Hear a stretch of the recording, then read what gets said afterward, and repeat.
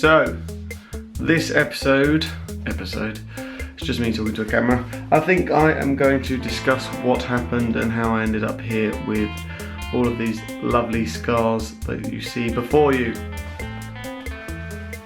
So now that's all cleaned up and cleared up, I'm going to talk about how it all began. It was March the 11th, 2016, so 7 months ago, almost to the day, and I was out in London with my other half, and we were at the theatre, and I was having stomach pains and wasn't hungry, which is very unusual for me, and I just thought I had food poisoning. My stomach was a bit dodgy, nothing in particular, no pains in any particular area. Went home and got into bed thinking I was just had the flu or some dodgy stomach or something like that. Then after that I booked an appointment at the doctor's. They do emergency appointments on Fridays, and it was a Friday, so I called the doctor up and they said, yeah, you can come in after 5. Went to the doctor, sat in the waiting room, went in and saw him, and he laid me down on the bench and started prodding around, and it was like he could barely touch me without me grimacing, and around my appendix area, so like bottom right of my stomach.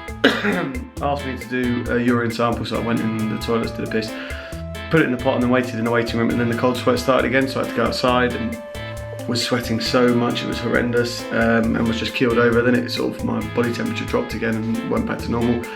Went back and saw him, and he was like, oh, I'm going to call the hospital now and book you in for an appointment, book you in on the ward straight away for you to be seen, because this is pretty obviously your appendix is sort of inflamed and it's going to burst if you don't do something about it straight away. Got in the car, went straight to the hospital, didn't take anything with me, not assuming anything, not knowing what was going on. Got there and they literally put me straight on the ward. I didn't have to wait in A&E, which was about 4-hour wait or something, so I was quite lucky really that I went to the doctors and he just confirmed it. And then, so that was Friday afternoon. Friday night the doctors came around and assessed me, and one of them was so heavy-handed, he was like proper digging into my appendix to feel it, but I suppose he had to check that it was inflamed. He agreed it was my appendix, and they put me on penicillin for the evening. I stayed there, just slept in the hospital in my clothes and didn't really think anything of it. Saturday morning came around and they were talking about the operation and preparing me for what was going to happen. And then this is when I started documenting the whole situation, because I thought it would be quite interesting to see what the photos were like after I'd had an operation. The first photo you will see is me in hospital with a little pot of piss after I had, the doctor had checked it with like one of those bits of paper and checked it. He said take it with me. So I carried my own piss around with me for a few hours, took it into hospital and had it by my bedside for the first night, which was so weird. And then, yeah, Saturday morning was all pretty casual. They were just telling me that they were going to have to operate and go in with, cut 3 holes and go in with a camera and a tool and something else. I don't know what the 3 holes were for.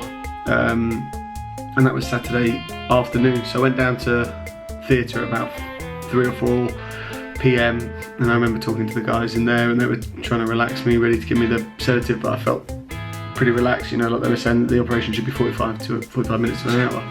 And then went out, like I remember counting to 3 and then going to sleep, and that's the end of it. That's all I remember.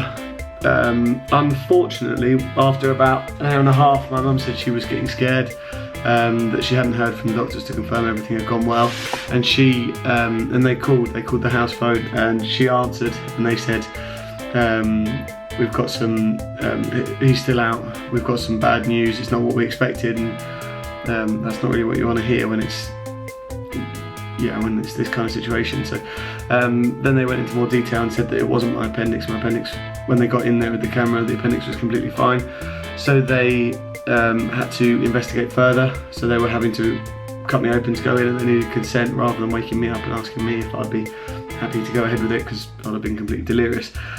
Obviously they consented and said, yeah, do whatever you've got to do to figure out the issue. 4 hours later, I was out of theatre, and they took me up to the intensive care unit, because obviously it was quite a long time being out cold, and they needed to keep an eye on me because it had gone from an appendectomy to major surgery. So I stayed up there for from whenever I went, whenever they took me out. I can remember them taking the tubes out of my mouth, and it was like that vivid waking up dream, you know, like when Wolverine comes out of the water and he's screaming. remember being sat up and then pulling the tubes out and feeling just like I was going to throw up, but I didn't. They said that they had to do that for me to be awake when they did it, so I didn't choke on sick or whatever could happen. And then the next thing I remember, it was about 10 in the morning, and the surgeon coming round and saying that the operation had gone well. Obviously it wasn't what it was expected, but the operation that they did end up doing had gone well. And I remember asking her what time they finished, and she said it was about 2 AM. And I said, oh wow, so you had a late night and was straight back in at 10 in the morning. She said that she'd done the same operation again straight after me, or a similar operation, and was in until 6 AM. And then it popped up to see how I was getting on the Sunday morning. So it's amazing what doctors have to do and what they do for us. Sunday, I remember seeing mates, people coming in, it's so blurry, seeing everyone, and they said I just looked so ill, and the pupils are massive, and I looked gaunt and yellow, but as to be expected, I suppose, with a load of cables hanging out at me. They weren't allowed cameras, but luckily my brother got a little cheeky photo.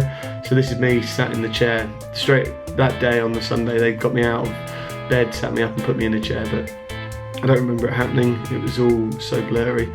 And as you can see, there's quite a lot of cables sticking up there. A lot of them were checking my heart rate and my oxygen levels and blood pressure. Sunday evening, I was taken down to a ward. I was taken down to, I can't remember what it was called, Jersey ward, I think. And I was there's four of us in the room, and the other 3 blokes were all over 70, 75. One of them was an Irish guy who kept singing at like 11 at night, and I couldn't sleep anyway, and I couldn't get comfortable, but it was fine. They had me walking and stood up pretty much. So yeah, Sunday I moved into the chair, moved back. Monday, after I'd had my first real night's sleep without anything, they had me up and trying to walk around, just doing little steps and like walking to the bathroom and stuff like that. Even though I had a catheter in. Yeah, so I think it was 5 things on my arms for injecting me with drugs. I had a catheter, I had all the pads for my heart rate when I was in ICU, but they took them off, and then I had one thing on my finger. I think that's all I can remember really. Oh, I had 2 drain pipes, as I said, with the scars. So they were coming out of my abdomen to clear out any blood and pus and food and shit, I suppose, that was in my abdomen for the next few days. And then a pipe that went up my nose as well and down to my stomach, which was really uncomfortable after a few days. Monday was a bit of a blur. They noticed my oxygen levels were really low and that my breathing was heavy, and I was coughing quite well. I wasn't coughing, but my breathing was heavy and my chest was like phlegmy. So then the doctor came around, and the something care unit, someone who, like the emergency care unit, came around to check why it was happening, and they said that I had post-operative pneumonia, which was probably also affected by my asthma. And the worst thing was the pain of coughing was pushing down on my stomach, so that I had to cough to clear my chest so I could breathe to help me heal, but the pain of doing it all just was horrible. So I was like holding a towel and pushing it into the scar to hold what felt like holding my guts into my body, but obviously it wasn't anything near as extreme as that. But obviously when the muscles are still healing on my stomach muscles, it was pretty rank. Next, Wednesday, the staples were revealed. So the first time I got to see the staples was probably 3 or 4 days after the operation, and they came around to give them a clean. I had the morphine button as well, so I was making the most of that whenever they would do anything. I think the knob tube came out on Tuesday, so that was a bit of a strange feeling, but I had the morphine button. And slowly but surely they started to remove pipes and tubes. I think the first drain hole came out on the Wednesday, the catheter came out on the Wednesday, 2 in my arm came out on probably the Tuesday. They had to go in for oxygen check in my blood in one of my arteries in my right wrist. It was like this point here, and that's probably the worst pain I felt the whole time. It was like, I don't know if the guy was the first time he'd ever done it, but they've got to get quite deep in to get into that artery, and it's super painful, and yeah, it wasn't very comfortable. So I was like boop, boop, boop, boop, boop, boop, on the morphine button, but I had to wait 5 minutes for it to kick in. But to be honest, I don't even really notice the morphine. I just think I was just drugged up the whole time. I couldn't tell the difference. I could feel everything, like when they were removing the pipes, it just felt normal. Okay. Oh yeah, Thursday was a good day. I was obviously up and walking around, up and down the ward, had physios coming around helping me, trying to get me to cough. They're also walking me to the end of the corridor and back just to get me moving. But I had what I called my girlfriend, which was the wheelie stick thing with my morphine on, and it was good just to lean on it and get my balance right at the start, because it's so weird trying to been doing exercise and then you're just trying to walk. You think it'd be a lot easier, but yeah, it wasn't at all. But I was getting up and going to the toilet and stuff like that once the catheter was out. But on the Thursday, I actually went for my first shit, which was quite a big deal. And in hospital they have these things called boots, which are like cardboard tubes, and then they go up at the top and you piss in the top, and then that holds your urine, and then you give it to the nurses so they can check your levels of everything and that you're doing fine.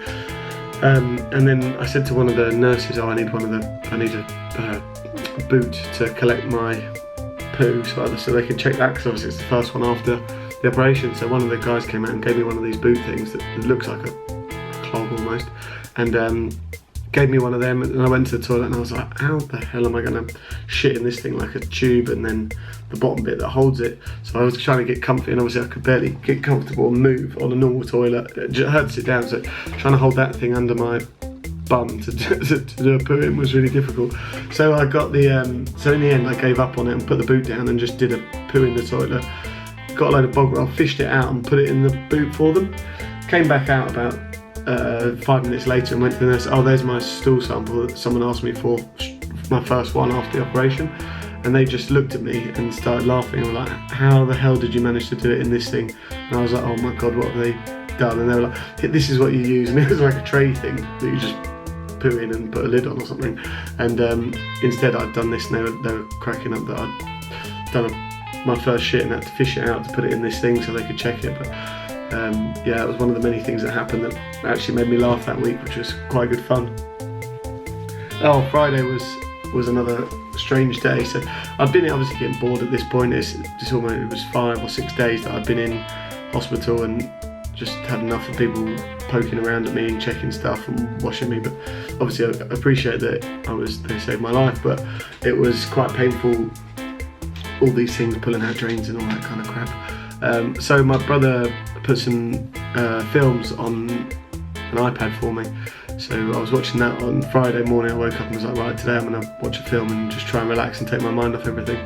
And he put on Everest, and 5 minutes in, I don't know if you've seen it, it's pretty simple, but the main guy is leaving New Zealand to go to Nepal, and his wife is Keira Knightley, and she's just saying goodbye to him, and I just burst into tears. And I wasn't emotional, didn't feel emotional, but I just couldn't control it, and I had no idea where it'd come from.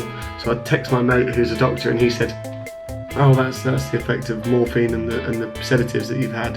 And then a few minutes later, he also replied again and was, and also you've had major surgery, so this could be a reason. Whereas actually I knew that I didn't feel emotional at all. It was such a one of the strangest sensations I've ever had in my life. But I suppose that's why people like drugs, because you get to enjoy things that you never expected to happen. It was fun, that trying to figure that out while I was crying and couldn't control it. So I turned the film off, and one of the nurses came in and my eyes were all watery, and she was like, you okay? And I was like, yeah, I'm actually fine. Saturday morning the good news came that the doctor came around and said, yeah, everything's going well, you're using the toilet in both ways. They said you're welcome to go home anytime today. And I think it was about 10:30 that they told me in the morning, and I texted my family and said, look, they said I can go home now. What time could you come and get me? And they were like, oh, we can be there in 15 minutes. And they came in, the doctor discharged me from hospital, and I had signed me off and said, right, go for it, you're free to go. So then we packed up all my stuff, and I had to do my longest walk since I'd come in on the Friday, and it was now the following Saturday, so it was 8 days later.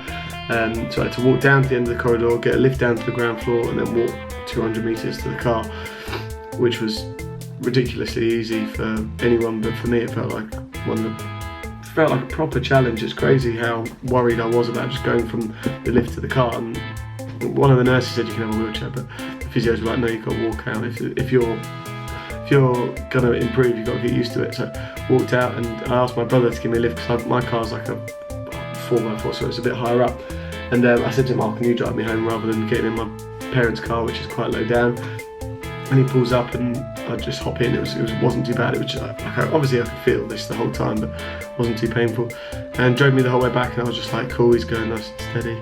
And then the last thing of the journey, it was like turning into my road, and I was looking at the dial. He was going 35, and I was like, we've got to make a 90-degree turn in about 5 meters.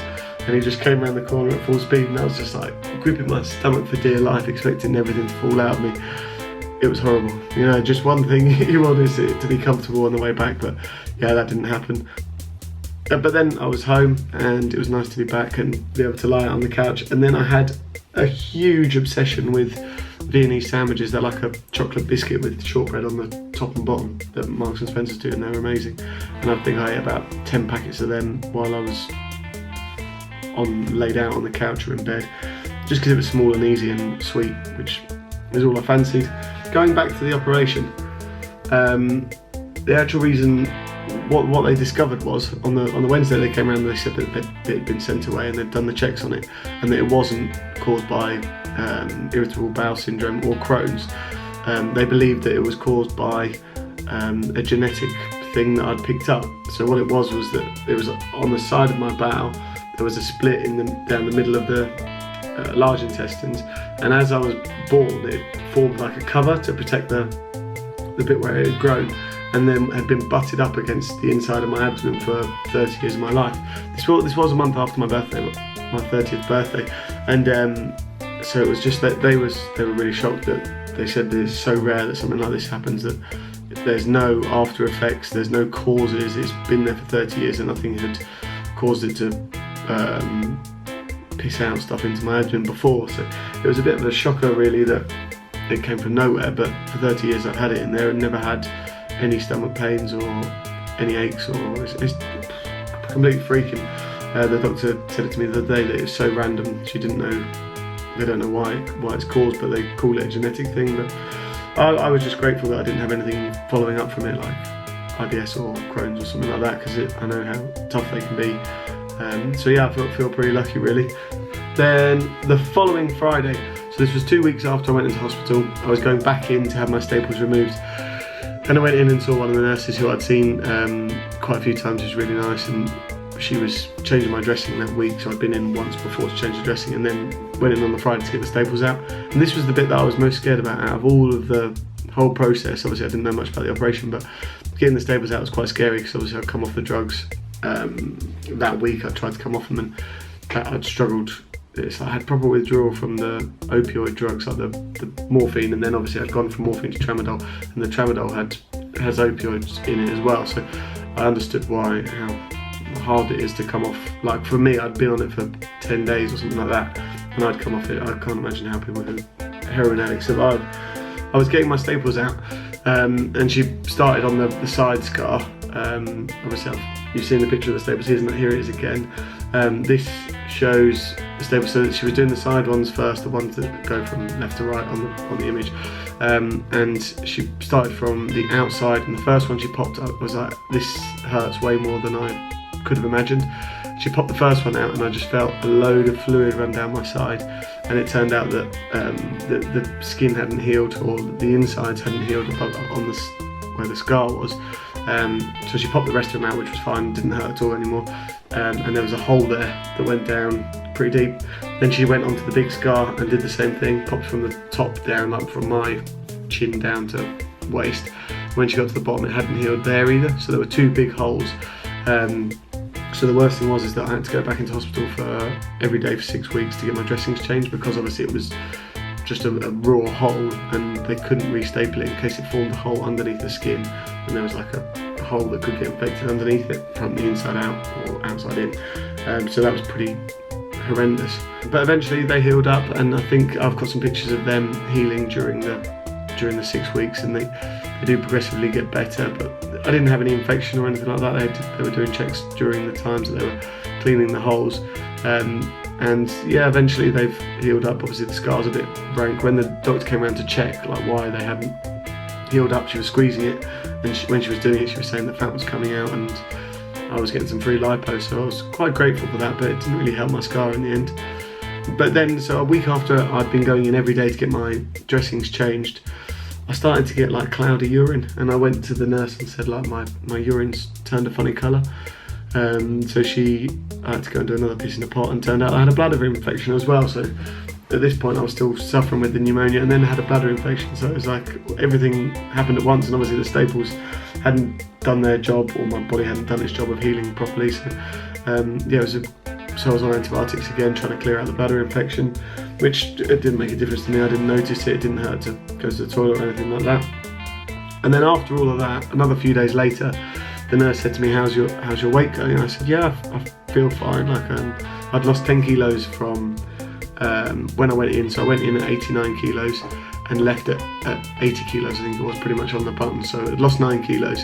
Then when the nurse asked to weigh me when I was getting my dressing changed, I'd weighed in at 78 kilos, and then they started to get worried about my weight, that I wasn't putting weight back on, and because apparently I should have gone quite quickly straight back up to my sort of regular weight, which probably should have been around 85. So I started eating more and trying to eat, because all I've had really was fluids like soups and then those biscuits, so that was a bit annoying. But obviously now I'm way above what I want to be, and I've gone in complete opposite direction, so that all turned out fine in the end as well.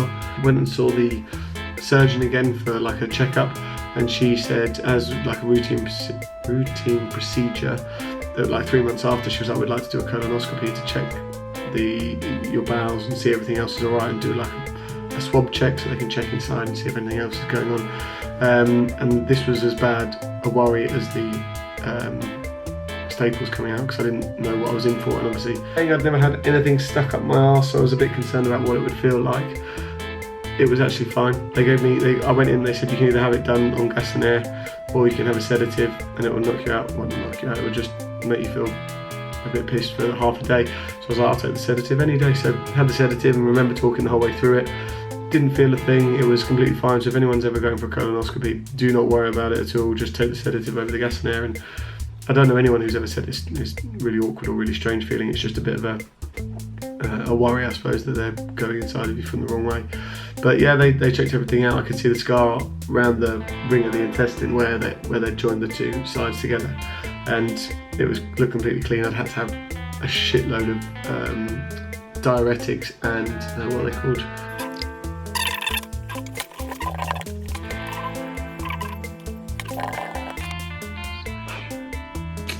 Laxatives. So I'd had loads of laxatives, and it was the strangest feeling. It was like urinating out of my bum. So I did that the night before, yeah, and it was pretty weird, but I felt good the next day. I didn't feel ill. It was just a strange feeling. So I went in and then had the camera up there, had a cup of tea afterwards, and then by about, I think it was about 10:30, I was out. So super simple, nothing to worry about. All good news, and then that was it again. The doctor said, I'll give you another 3 months until I check how everything's gone. And then last Thursday, went in and saw her again and got my final, my final discharge. Discharge sounds a bit disgusting, but yeah, she's said I'm all good to carry on. Go back to the doctor about my chest because I'm still phlegmy, but luckily I am completely back to normal, and hence me starting this channel and trying to be as helpful as possible. I don't think anyone will ever watch it, but if anyone ever does and they want to ask me any questions about the operation or anything that's gone along with it, then I'd love to help, because I appreciate everything that everyone's done for me during this time. The doctors and nurses were absolutely amazing. Everyone in hospital was brilliant. I can't believe people give the NHS a bad rep, because they've totally sorted me out, and obviously didn't cost me a thing except my taxes, which I'd have to pay anyway. So yeah, I was super grateful for everyone who looked after me in hospital, which was, yeah, they were all lovely. So I was very grateful. Yeah, I think that's me. I'm almost back to normal with some dodgy scars that hopefully won't affect me in life. I've been on holiday with them. They don't cause me any problems. They obviously look a bit funny, and I sort of had a kid stare at them when I was by a swimming pool or something like that, and I was like, oh, that's the first person who's noticed them and been a bit shocked. But most people don't care, and when I show my mates, they're pretty impressed. So I'm quite happy actually. I'm quite pleased I've got some scars to take with me to my grave one day, but not this year. I think someone was looking out for me to keep me going. So yeah, it's a bit of a privilege. Family were amazing. Everyone looked after me so well. yeah, it was just amazing how everyone sends you messages and messages of support. You know, when people say that escalated, that was what happened for me. I went in for a nap and I thought I had food poisoning, and then 48 hours later I was in intensive care after major surgery and didn't have any sort of real prep for it or any knowledge of it. So, and then 7 months later I'm completely back to normal and enjoying life and being able to exercise again. So yeah, it's absolutely amazing what your body can actually do and what you can put it through to get to this stage. Hopefully my chest will clear up, I can get exercising and get some good footage and people will find it interesting, and then I can help people along their journey of getting back to fitness after being operated on. I don't know if that's what you say. Either way, next videos will hopefully be less depressing and about death-defying operations and more about me training, doing exercise, running, lifting weights, cycling. It's getting cold in the UK, but I am looking forward to doing some exercise now and getting fit and taking on some challenges next year, which I've got all set up nicely. I just need to sign them all off, get them booked in, and then it's all good news. So yeah, it's exciting times. Thanks for watching. If anyone does, I can't imagine anyone will, but it was fun doing business with you. Goodbye.